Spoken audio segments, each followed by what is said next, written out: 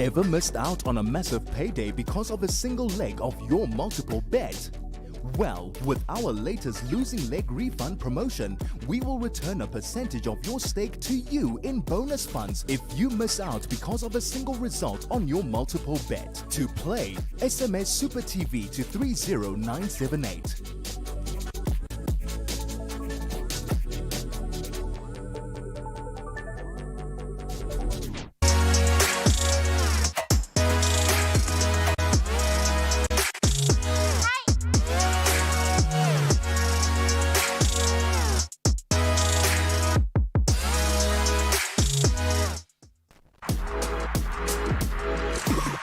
Are watching Supa TV, Open View, channel 150.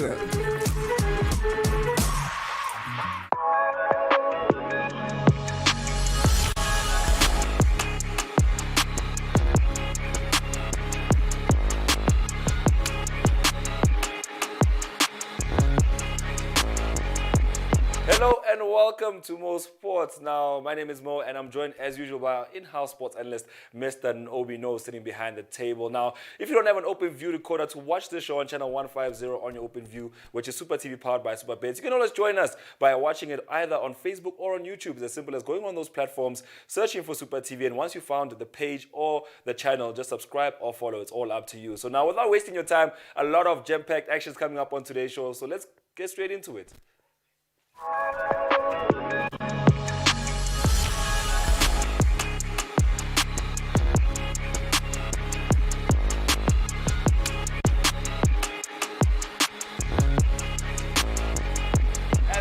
Tradition, we always start the show off with a little bit of trivia for you to test your footballing knowledge. It's called the Mo Riddle, and today it reads as follows. It goes, I am the first Asian footballer to have won the UEFA Champions League, to play in the UEFA Champions League final, as well as the first Asian to have ever won the FIFA Club World Cup. I played for the following clubs. I played for PSV Eindhoven, I played for Manchester United, I played for Queen's Park Rangers, whilst getting 100 caps for South Korea. If you know who this player is, the number is 071-621-4746. And once you say that number on your phone, go on your WhatsApp and you can send us the answer. OB.KNOWS, how are you doing? Fine, thanks to yourself, bro. I'm good, brother, I'm good. What can the people expect on today's show?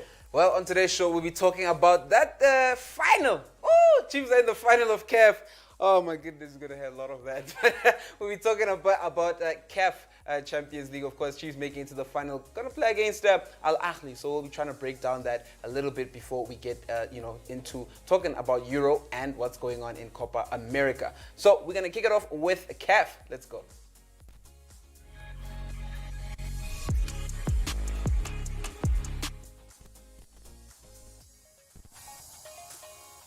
Well, it's a surprise for everyone who doesn't watch African football. In fact, Southern Hemisphere football, I mean, guys, history was made this season. History was made on the African continent. First of all, 3 clubs out of South African football went onto the continent and all got knocked out in the knockout stages of the Champions League. We're talking about Mamelodi Sundowns who got knocked out in the knockout phase. Well, Orlando Pirates also got knocked out in the knockout phases. And then Kaizer Chiefs, against every doubt, against every grain, against every non-believer, made it to the final of the Champions League. And guess what? They're going to be facing an Al Ahly that's headed by a South African coach. Well, Southern Hemisphere football has not been in the limelight for the longest time in the African continent. But now, at this moment in time, as we stand, as we sit, the head of CAF is a South African.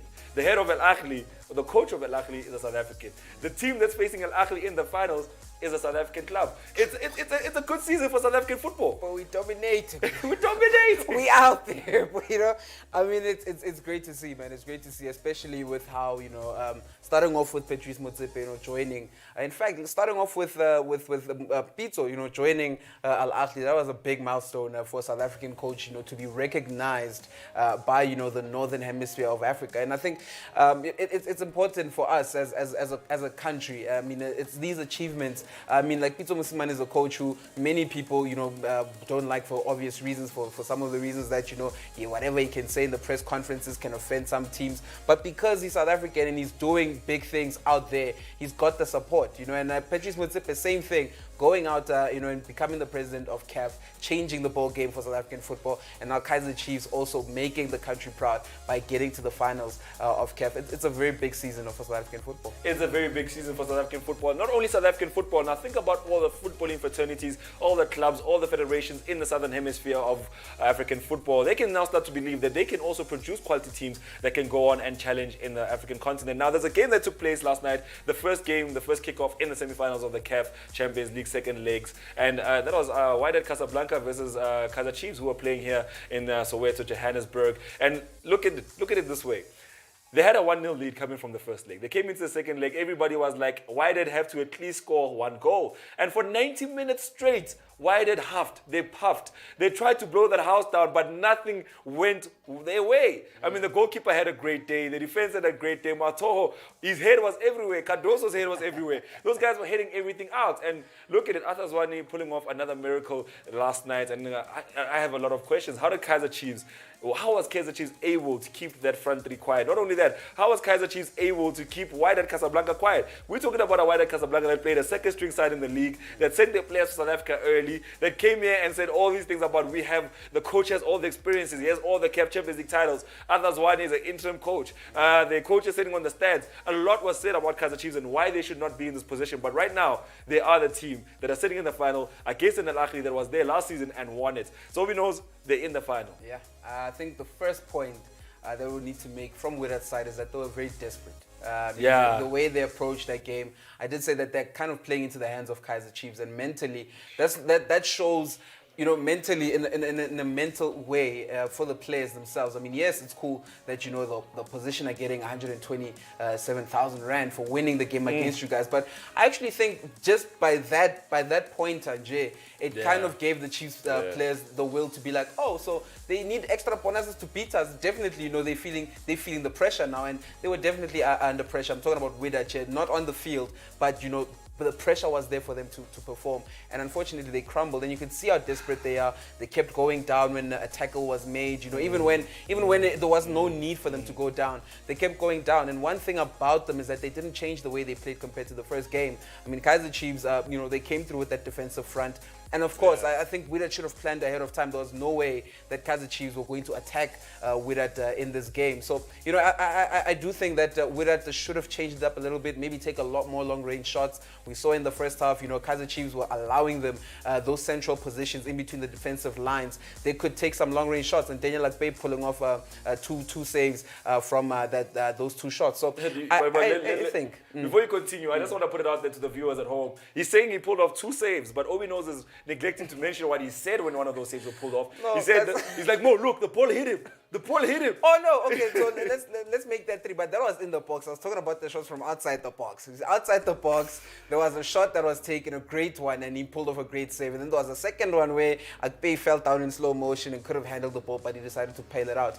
And then there was a point where, Wydad coming with the way they're playing. I mean, they used their left wing back quite a lot. But in this case, it was coming from the right-hand side. It was still in the first half. They were they were coming through the right back, and the cross was made, and there was only one player for Wydad in the box, and he took a shot and he hit Daniel Akpe on the chest. But right position. I mean, you have to give the goalkeeper right credit place, for this. right time. You know what I'm saying? You have to be in those right places to pull off such saves.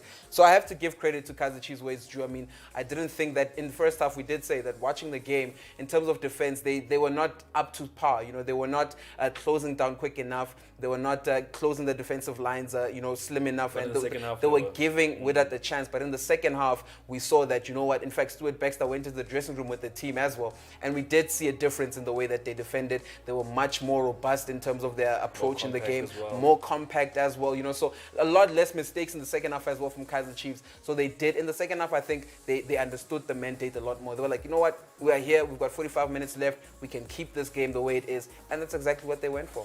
Now, let's remind you that in the first game, it was an 80-20 stats looking at the possession. I mean, Kaizer Chiefs only had 20% of the ball, while Wydad enjoyed 80% of the ball, but Wydad couldn't get past Kaizer Chiefs. It was like the same in this game, except a little bit of the stats improved for Kaizer Chiefs. Let's take you through the stats. Kaizer Chiefs had 6 shots at goal, 2 of them were on target. They had 30% of the ball. They had 257 passes. They had 59% pass accuracy. Now, the thing is, every time Kaizer Chiefs were in possession and they kicked the ball forward, it almost looked like they were clearing the ball and giving the ball back to to Wydad Casablanca. On the other side, Wydad had 18 shots, 7 of them on target. They had 70% of the ball. They made 593 passes, just 7 away from making that 600 mark. They had 80% pass accuracy, and they had 7 fouls. Now, for us to show you this visually, we have to take you to the website. Don't forget to SMS Supa TV to 30978 if you want to join us on the website as well. So while we get ready to go on the website, we knows one thing we did see last night with Kaizer Chiefs, they were not trying to play through Wydad Casablanca. They were not even trying to penetrate Wydad Casablanca. They would get the ball, the likes of Bernard Parker and Nurkovic would turn, run at Wydad, waste a couple of minutes, and then they would make a terrible pass. I mean, at some point, Bernard Parker ran over the ball, leaving it behind him. It was one of those things that really frustrated me because I wanted to see a little bit more desire from Kaizer Chiefs to get a goal, but they knew what they were doing. They knew the mandate of that game. And for me, tactically, I got to give Arthur Zwane and Stuart Baxter all the credit. I mean, for you to go into a game like that and not go into the temptation of let's get at least one more goal so that we're safer. To say that, look, we're safe. We have a goal. We have an away goal, more importantly. We don't need to prove anything in this game. And they did just that. And now Kaizer Chiefs fans around the country will be addressed as honorable finalists of the CAF Champions League. Let's go to the website. Let's go see what they're talking about. So let's go to match info, Minos. Let's start off there. It's right there. Let's go to statistics. Soccer. It was so bad. Last night I couldn't even eat dinner. I got a call from Kaizer Chiefs where he was like, I told you guys. Well, we're still waiting to see the other one that's coming on Wednesday, the one we're on the phone with, and he's going to also be making a noise about this whole situation. So let's scroll down. As you can see, the odds for Al Ahly Zamalek were in all Al Ahly's favor. But Kaizer Chiefs and, we're looking at the wrong thing, semi-finals. It's showing us last season's final. It's showing us last season's final. It is. So okay, that's a dope feature. Let's go down. Let's go to the game with Kaizer Chiefs and Wydad right there. Now, Al Ahly did the most to Wydad. They won a whole 5-0. I mean, a whole 4-0. So let's go back to fixtures. This was the first leg, I think we went into the first leg. Let's go to fixtures. Let's go to semi-finals. Let's go to the second semi-finals. Let's go for the one that's a draw. And as you can see, it's very straight and quite straightforward. It's a 0-0 finish for these two sides. But yet again, painting that picture for you, Wydad did everything in their power. Before we take the website down, let's go to the Al Ahly game of knows. Let's see who got those goals. Semi-finals. Let's go to Esperance Tunis. But Esperance Tunis were not in good shape at all. I mean, the first goal coming from a penalty, the second and the third goal. Was it a 3-0 result or was it a 4-0 result? It was a 3-0 over 4-0 overall so result, the first goal was scored by Malou, the left back. He took a penalty. Let's put the website away and hear what Obi knows has to say. The second one was scored by Mohamed Sherif, my guy. I've been telling you about Sherif. He scored in both legs. Scored in both legs of the competition. And the third goal came from Al Shahat. He came off the bench to get the goal as well for Al Ahly. So I think, looking at the way Al Ahly played last night, I don't know if we jumped to that yet or we done with the Chiefs, but looking at the way Al Ahly played last night, I do think they're going to cause a lot of problems for Kaizer Chiefs, and they were on the pace from the first minute of the game. Although they were not chasing the game. Esperance Tunis were chasing the game, but it looked like Al Ahly were the ones chasing the game. They wanted to make sure they bury Esperance Tunis before they could even get the first chance of the game. So I do think that it's gonna be a very, very exciting final to watch. But Kaizer Chiefs really need to get the paces correct when it comes to the game. My fear is that now Kaizer Chiefs will then have to be cognizant of the fact that Al Ahly have a mentality, an attitude that's about bulldozing. Al Ahly likes to bulldoze. They don't just beat you. They want to make a statement every game. I mean, it was one thing to win 1-0, but for Al Ahly to win, they'll win 1-0 the first leg and they'll come back and win a whole 3-4-0. So as you can see, my concern in the second leg, if Kaizer Chiefs go into that game and score the first goal, then I have faith that they can win it. But if Al Ahly go in and score the first goal, I don't see Kaizer Chiefs chasing the game. I mean, it's one thing that we've been crying about for about 2 seasons now, the fact that Kaizer Chiefs can't play the ball on the floor. And watching them yesterday play, there's no support.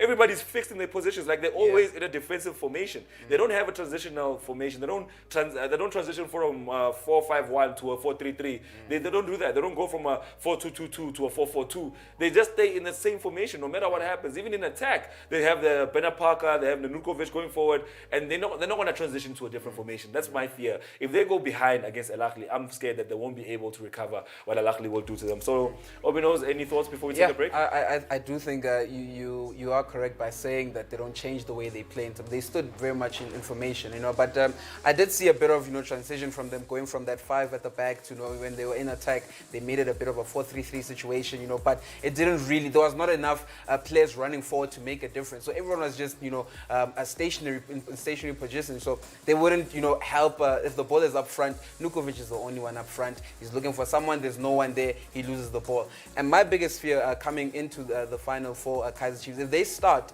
in any way, if they start the way they did against Wydad, that first half, they're going to be punished by the number 10 in that, not the number 10 rather, but the number 19 who plays right behind Mohamed Sharif, Afsha Mahdi. He could be very, very detrimental to Kaizer Chiefs not, a winning if they don't make sure that in the first half they remain tight as possible and keep the defensive lines clean. Don't give Al Ahly a space to run in behind or the creative midfielders to be able to play in front of the defenders, because they might just cause a lot of trouble for them. All right, let's get ready to take a break. And when we come back, we'll continue the conversation by looking at Euro 2020. Now, Euro 2020 is the competition that is the heat of the moment. So we'll be right back.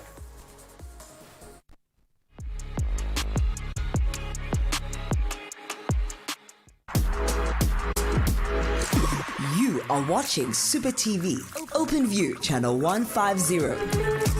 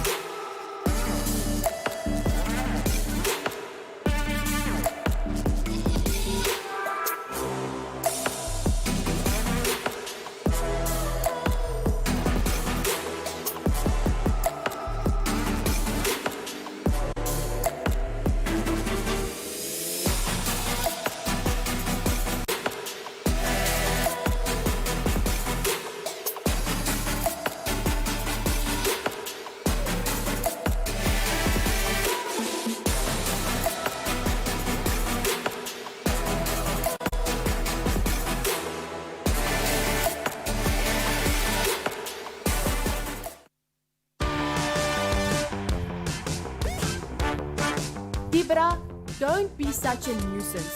Just SMS Supa TV to 30978 and join in on the action.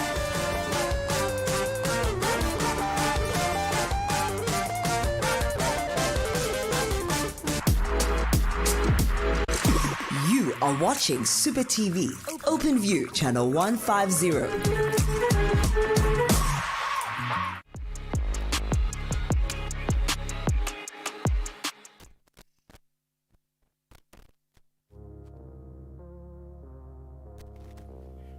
Welcome back to Mo Sports. Now, if you are a football fan, then you're definitely at the right place at the right time to talk all things football. And I know for a fact, you didn't even rate Italy at the start of this tournament. You were like, Italy who?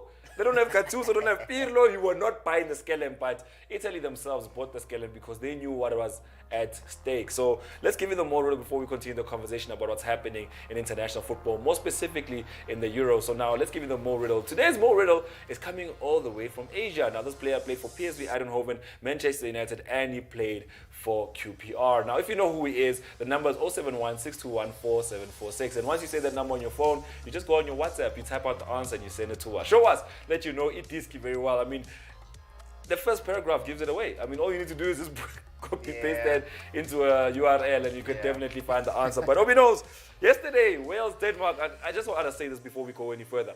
People didn't rate Wales. You know, people didn't rate Denmark even worse. Yeah. Denmark went into the first game, they lost Christian Eriksen, they were able to recover in the last game, emphatic 4-0 victory. They go into this game, another emphatic 4-0 victory. Where was this Denmark against Finland? Where was this Denmark in the earlier stages of the group stages? But they've come into this, they've proved their mental. And what happened to Wales? Because Wales also looked good when Aaron Ramsey and Gareth Bale were coming back into the fold. I was actually thinking, I have a theory. I think that Bale went to Tottenham Hotspurs with this tournament in mind. Definitely. Because he thought to himself, I need to get game time, I need to recover. Because I can't just be sitting on the bench and then be taken from Real Madrid's bench onto the starting lineup of Wales. And look at how he was able to perform, but no goal scored against Denmark. Yeah, starting with Denmark, because you asked a very important question of how did they manage to do it without Christian Eriksen. If you look at that first game, they if I'm not mistaken, they played with the 4-2-3-1 formation, meaning that they had an attacking midfield in Christian Eriksen. Yeah. But once they lost that Christian Eriksen, once they lost the ability to have Christian Eriksen in the team, they didn't look for someone who would replace him. They definitely just like they were change. they were like, let's change the system. And that's when they started using the wing play. That's when they started using a 3-4-3 formation.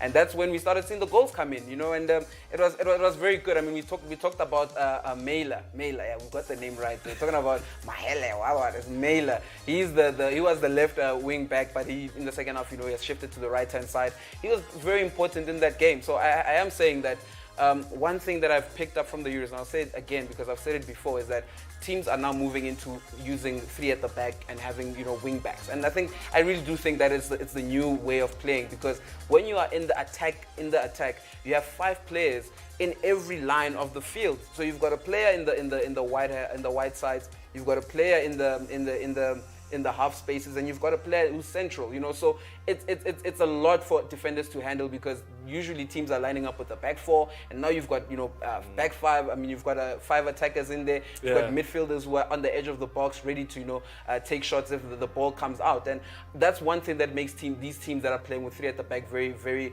dangerous, because they've got so many options when they're going up front. Even when they're on the back foot, if there's a transition and they have to defend, they have the adequate numbers to be able to handle the pressure. And that's one thing I've noticed with Denmark. It also takes a lot of running. That type of formation takes a lot of energy, and that's what they have on the wings. That's what they have in the midfield. They have someone who can break down the plays. I mean, we did say that Thomas Delaney and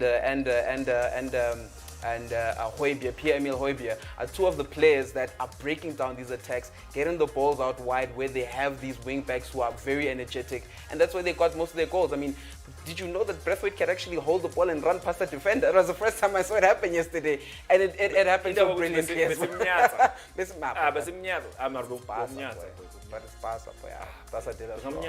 did it pass by him? Why did it pass by him?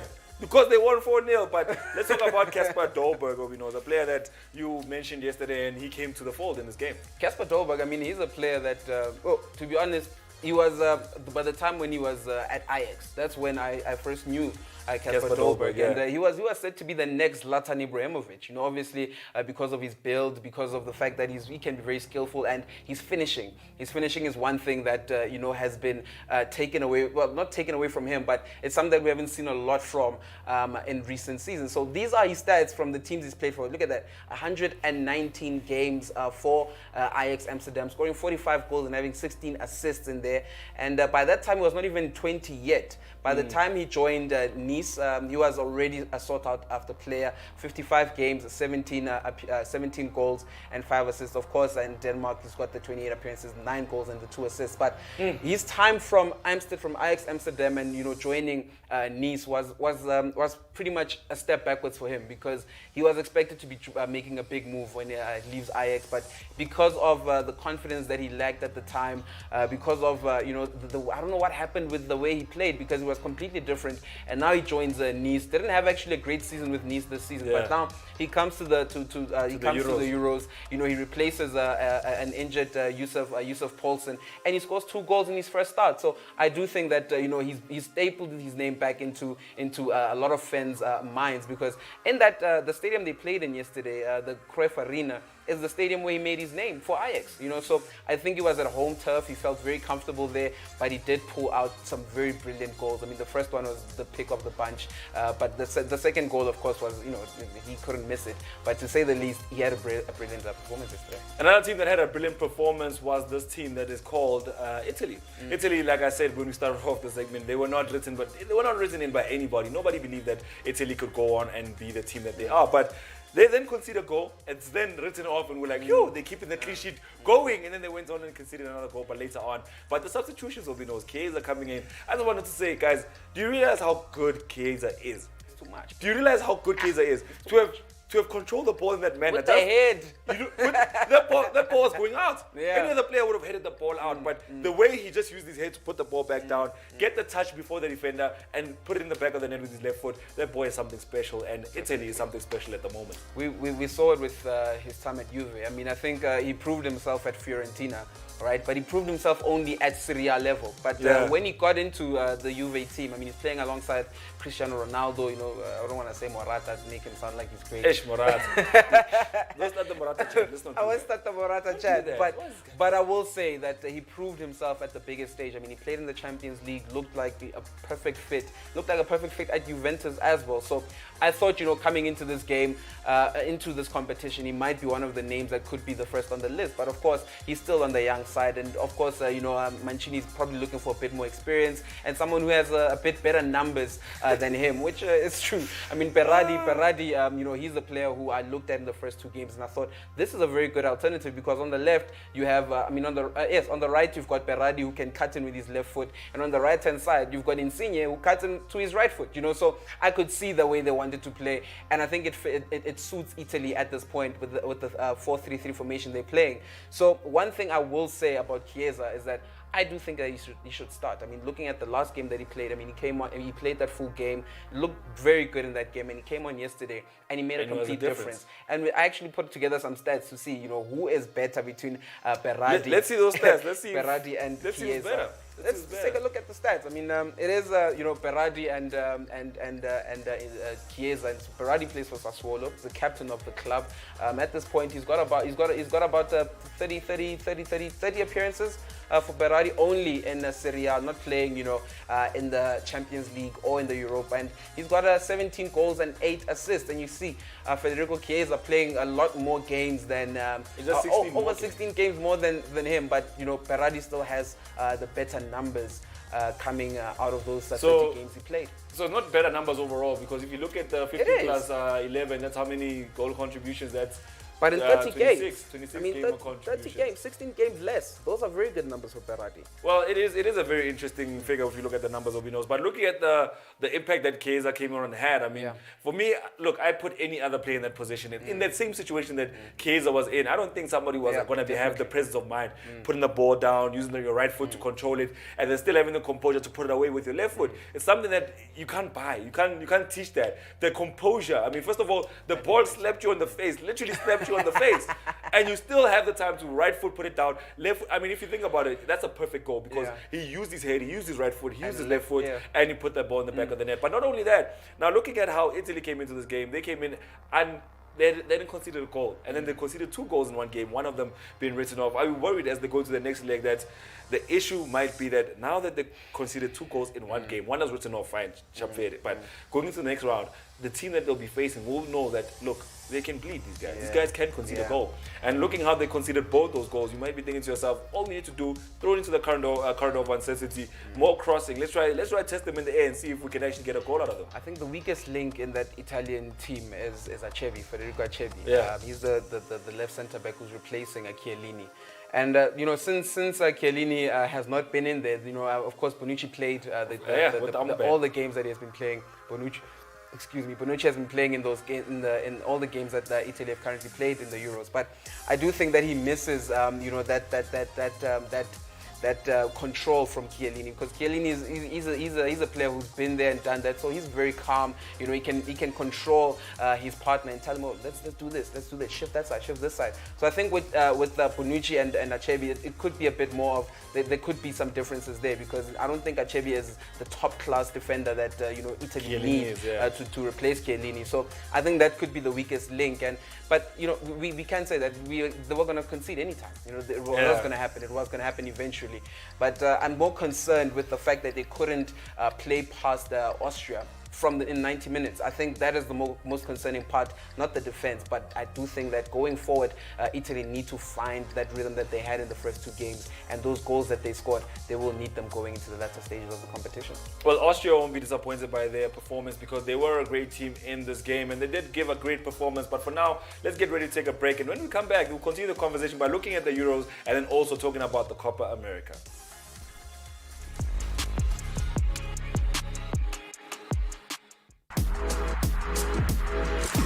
You are watching Supa TV, Open View, channel 150.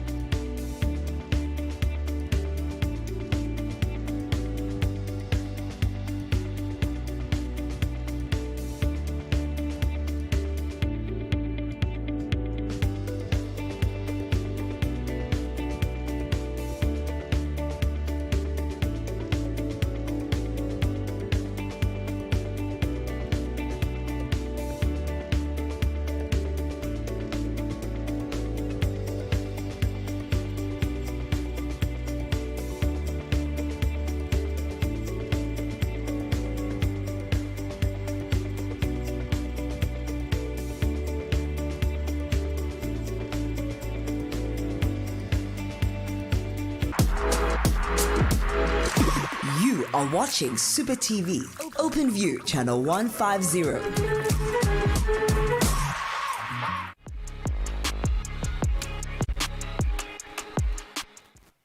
Welcome back to Mo Sports. Now, it is a beautiful time for you to be watching the show because we're talking all things Euro 2020 and we're talking Copa America. Welcome back to the show. Now, the Mo riddle for today is a very interesting and very straightforward riddle. I felt very bad. The past couple of riddles were not favorable to the people, to the viewers at home.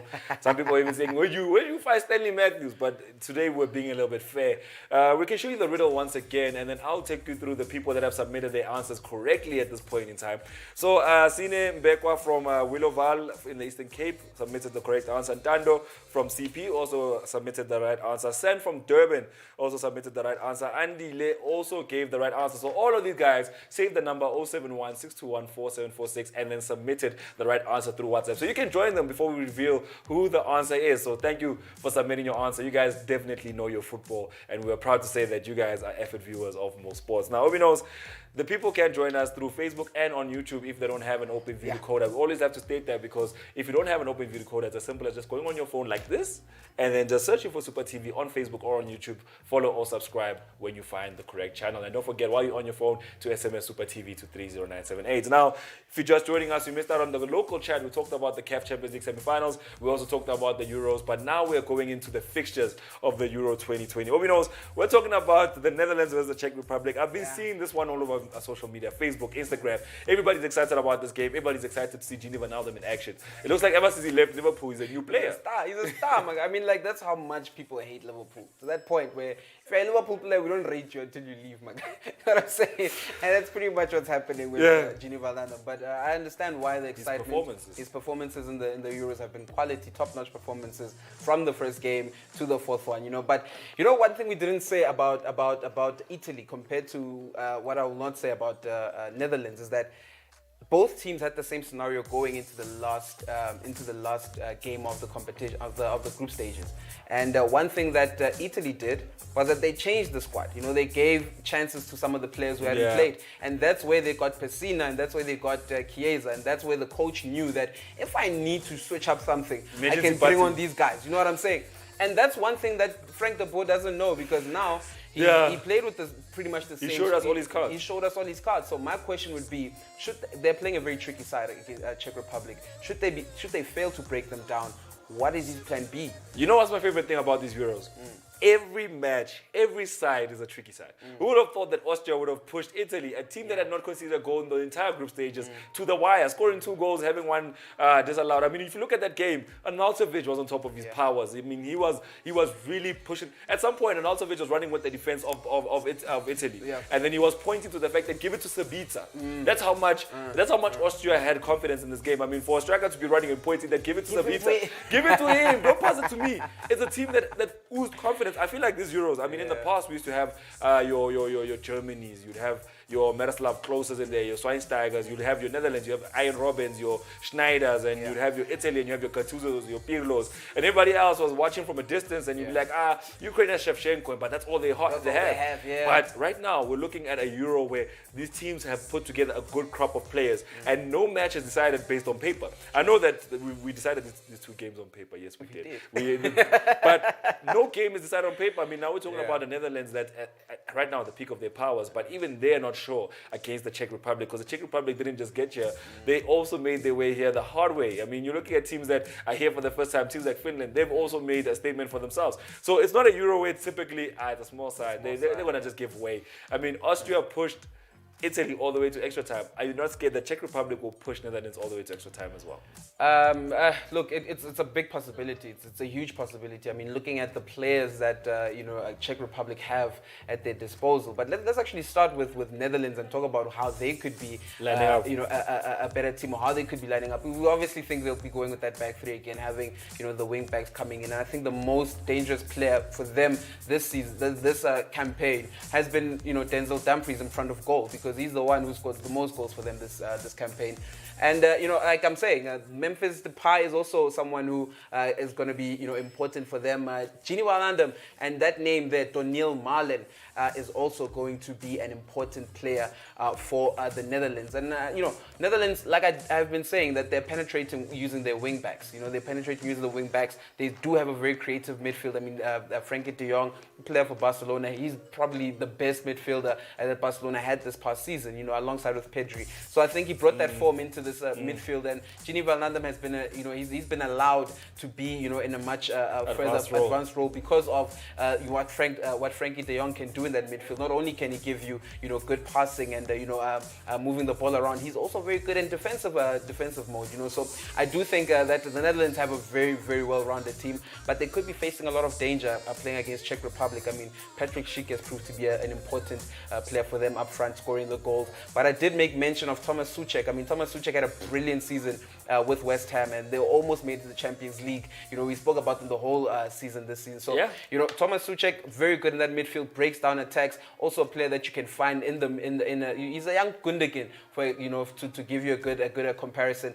Does the job in a defensive situation, but will also be a player that you find right outside the box willing to take those shots and possibly score a goal. And Koufal, a right back, also from West Ham United, a player that I think he's very good going forward. They don't play with wing backs rather, but he's a right back, but he does very well when he's advancing forward. So those will be some of the players that Czech Republic will be depending on when they come to face against Netherlands, and those are the players that Netherlands should be looking out for. All right, let's see these players that are possible lineup that Czech Republic can put together. I mean, they have a good side, but Thomas Souček has come to this competition and he's really made a name for himself. Another player that I think is also a player that we have been overlooking for a while is Patrick Schick.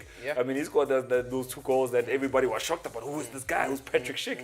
And he's made a statement in this competition. I'm worried that come the end of this competition, Patrick Schick will be on his way. I think he's going to be moving because he's 1 or 2 good performances would be one thing, but he's been looking like a player that looks comfortable in the Czech Republic side. Should the Netherlands be worried about him and his influence on the team? They should. They definitely should be worried about him. But for him to be making a move, I think a lot of teams will be hesitant to make that move. I mean, they saw him at Roma, didn't really perform to the peak of his powers. They saw him at Leipzig as well, not doing great there. But I do think that this competition has definitely raised his stock a little bit. But to whether teams will be looking to depend on buying him to get get goals out of him. I don't think a lot of teams will be looking to do that. Maybe they'll give him another season at Leipzig, and let's see how he does, back in club football after the confidence he's picked up from this competition. So I don't really expect him to be making a lot of headlines when it comes to transfers, but he will be a player that Netherlands really need to look out for. All right, let's talk about Belgium and Portugal. We did say one of the two ties that are the ties of this round in Euro 2020, but who will be going home? That's the big question. Will it be Ronaldo and co, or will it be Kevin De Bruyne and co? I mean, we're talking about two big sides in world football at this moment, the Euro champions, and not only that, they're facing the world number one, the ones that will feel like they should be the Euro champions, the World Cup champions, but the team that's been underperforming for a good decade now. So talking about a team that's been in their golden era since Vincent Kompany was there. Yeah. He even left. Tony Alderweireld was there. So many players were there for Belgium, but they were unable to turn that glass into trophies. I think this is the telling point for them. This is, like I said, it was last week, I had a conversation with some of the guys, and they said that, Belgium should be the team we look out for, and I said to them, but they've been in a golden era for so long and they haven't done anything. And they said, what's different now? This could be the time, this could be the final time, because they know that after this, we don't have those three at the back anymore. They're going to retire. So, no more Superman. No more Superman. You know what I'm saying? So I think this is. Thomas Vermeulen? I saw Thomas Vermeulen in the squad, and I was like, he's still there. 35-year-old. You know what I'm saying? But this is their last chance with this golden era, and I do think that it will be loitering on their minds that they need to perform in this game. I love that you mentioned that, because I want us to go to the website and actually check out this side, because the way you're mentioning that, it reminds me that even Benteke is in the side, Batshuayi is in the side. These are players that are not being used. I feel like at this point, they have a great 11, you know. But all those players that they used to have, all those great players that everybody used to cry about when they talked about the side, have all fallen off. I mean, Benteke, the last time they came into a competition of this nature, Benteke was a Liverpool player. I mean, the last time they went into a Euro, Benteke was a player. But now he's not playing for Liverpool anymore. He's playing at Crystal Palace. He's not even getting enough goals. He's fallen off the wagon. So they're saying to us that there's no player out of Belgium that could actually fill Benteke's shoes. Origi's left behind. He didn't have a great season also. So that squad depth is now falling away. It's now just that 11 that they have. The Hazard is not even performing that well at Real Madrid. They're talking about Kevin De Bruyne, who's not been the main man in the Premier League at this moment in time. It really has fallen off. Axel Witsel at Borussia Dortmund. But let's go to the website. Let me show you what I'm talking about in terms of the Belgian squad. So OB.KNOWS, let's go navigate. We are in the CAF Champions League at this moment in time. So what we want to do, we're going to go to soccer. Then we're going to go to Europe. International, yes. I'm looking at international clubs. I'm like, no, it can't be there. What would it be doing there? Let's go to teams. Let's go look for Belgium. They're the second one behind Austria.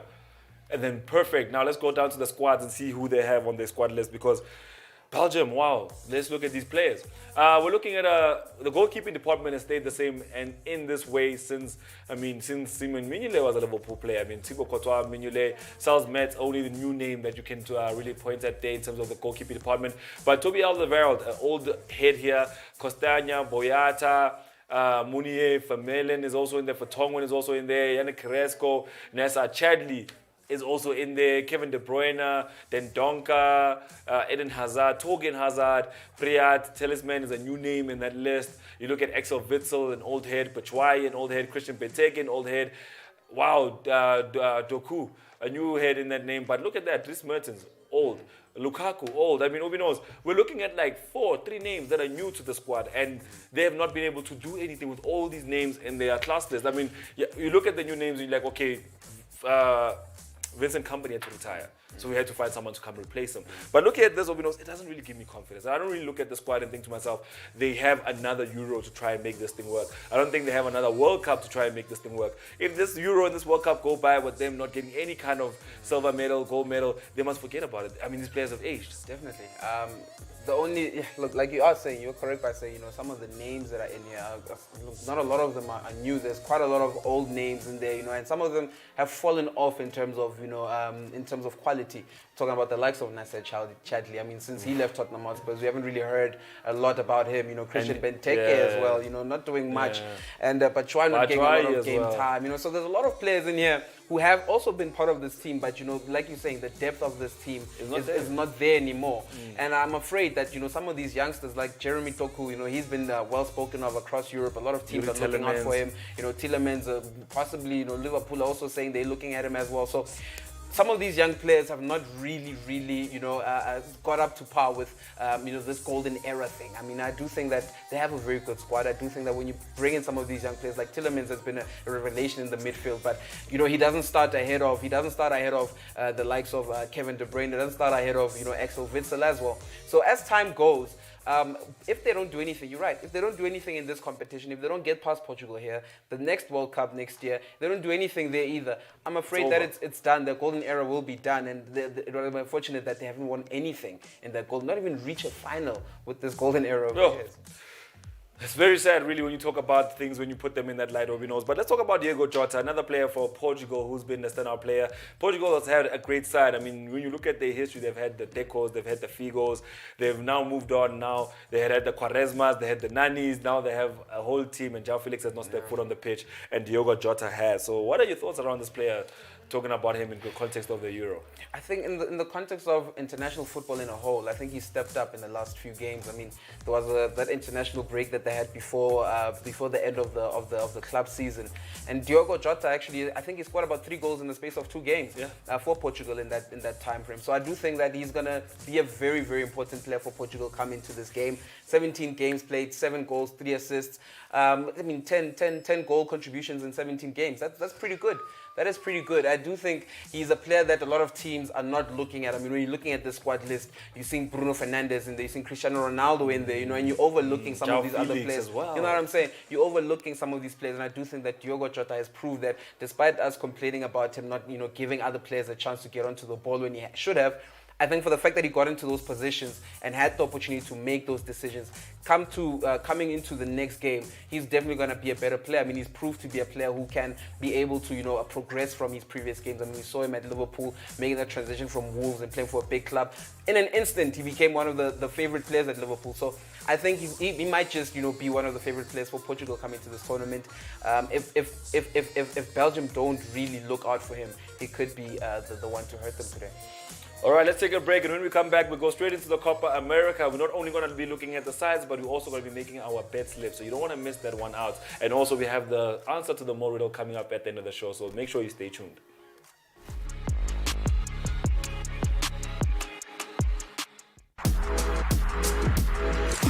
You are watching Supa TV, Open View, channel 150.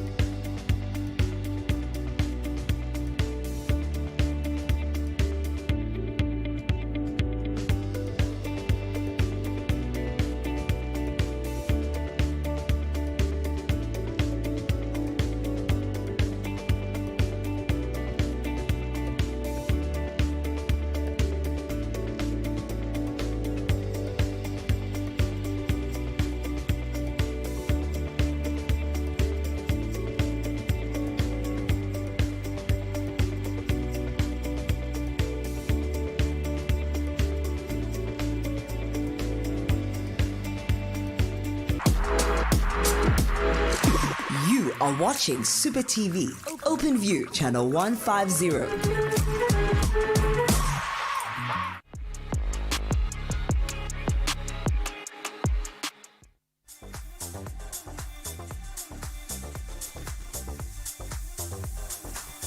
Welcome back to Mo Sports. Now, if you're just joining us, we've covered most of what's happening in world football. CAF Champions League semi-finals. We've talked about the Euros results and fixtures, and now we're talking about the Copa America. Welcome to it. My name is Mo, and this is Mr. OB.KNOWS, our in-house sports analyst. And if you don't have an open view decoder to watch Mo Sports on, you can go on Facebook or on YouTube, search for Supa TV, and you can stream the show live. In addition to that, you can also visit our social media pages because we're always posting the link for the Mo Sports. Now, before I continue, what is it? Okay, someone from Durban. Let me just get his name real quick. Just give me a second. Let me get his name. Let me just get his name. Let me just right here. Forgive me. I got you. Kawanda from Durban submitted the right answer, adding to the long list of people that submitted the right answer for the Mo riddle. Now we're almost at the end of the show, and I'll be giving you the answer at the end of the show as to who the answer to the Mo riddle is. But if you want to join in also with it, like the last 5 minutes, the number is 071-621-4746, and you can also send in your answer for the Mo riddle. But let's continue the show. Let's talk about the Copa America. OB.KNOWS, the one-man show, as OB.KNOWS likes to refer to it. That one man being Brazil. Because every time you ask OB.KNOWS about the Copa America, he's always going to say one thing. Brazil pet if it's Brazil. But the thing is, everybody's seeing the Brazilian squad, right? But one thing we're not seeing is Felipe Coutinho. And right now, this man is all over social media saying, I miss Liverpool, I miss Anfield. I don't miss him. You don't miss him? I wouldn't mind him coming back to Liverpool, honestly. But because you know, I feel like because he sees that Gini Wijnaldum is left, he sees that gap in the market. He's like, no I can just not in there, guys. Come on, I've played with Thiago Alcantara before, like, and I've played with all these other guys. Come on, just put me in. Don't you think he should go back? If Liverpool are desperate, because we know they're not trying to spend money. Yeah. We know Liverpool are trying to spend money. Then bring him back. Bring him back. Look at this way. As a Liverpool fan, you should be happy.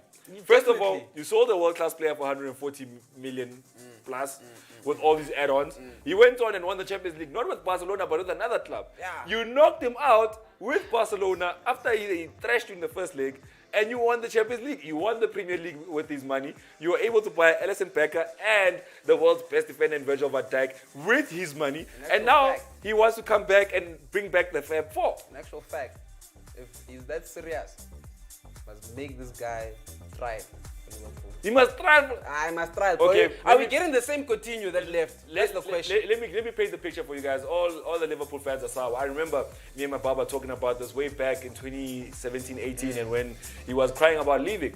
And I remember saying to him, I'm like, look, for me, Coutinho needs to go. He needs to go. He was like, but he's the best player you guys have. I'm like, listen, let this guy go. Let's get that money. Let's do something with that money. What happened? He left. We did something with that money. We have now people can shut up because we're Premier League champions. On top of that, we won the Champions League. They can shut up again. So at the end of the day, it worked out in our favor. All you need to do as Liverpool fans, forgive him for leaving. But think about all that he's brought you. He's leaving, brought you the Champions League. It brought you. Look, if Coutinho didn't leave, if we're being totally honest, Liverpool would have had a Europa League title because that's what they were playing, trying to get Europa League titles. If they didn't get Van Dijk, they would have signed Mickey Maguire. You guys would have been crying right now. You've been looking at Bruno Fernandes like, oh, why didn't we get him? But at the end of the day, the Coutinho money served justice. And all I'm saying is right now, looking at his career, he's not getting game time at Barcelona. He missed out on Copa 2021.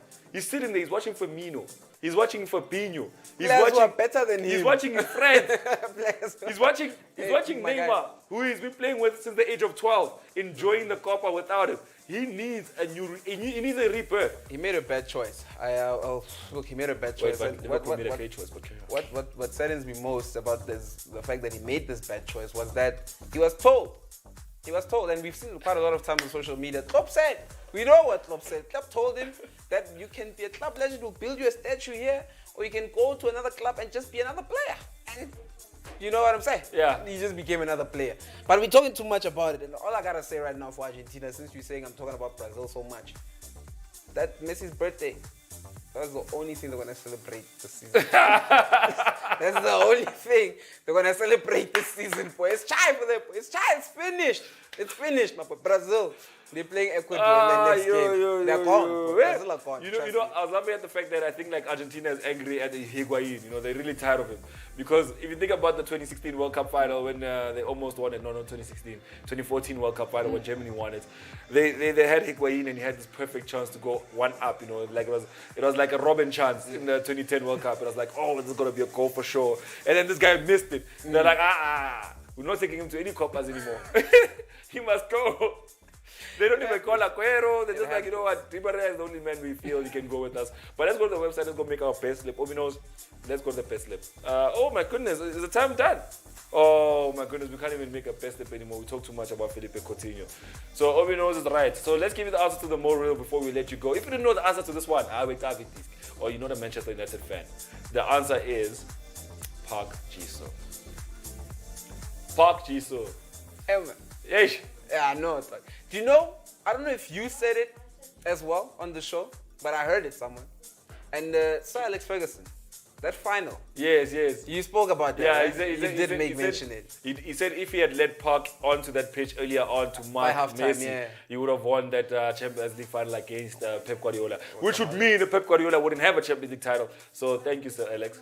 Could have made it even better now. Could have been saying Pep could have not even won. We could have said Pep and Spark, but we can't now. But this Park Ji-sung, his nickname is Three Lang Park Ji-sung because of the fitness, the dedication, and the amount of energy he was expending on the pitch. What a legend he was. Thank you for joining us today on Mo Sports. We'll see you again tomorrow from 1 to 2 p.m. here on channel 150 on your open view decoder, Supa TV, powered by SuperBet.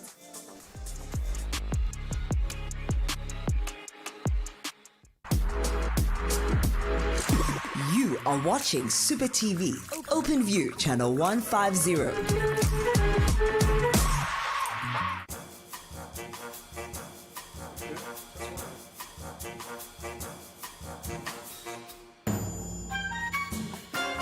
Is there ever a really perfect relationship? That's not the question. I think I'll choose an amazing one. No, the 1 year is fine. Definitely first. I'll go for the one that will last me for the rest of my life. A short grip one. I think life is short.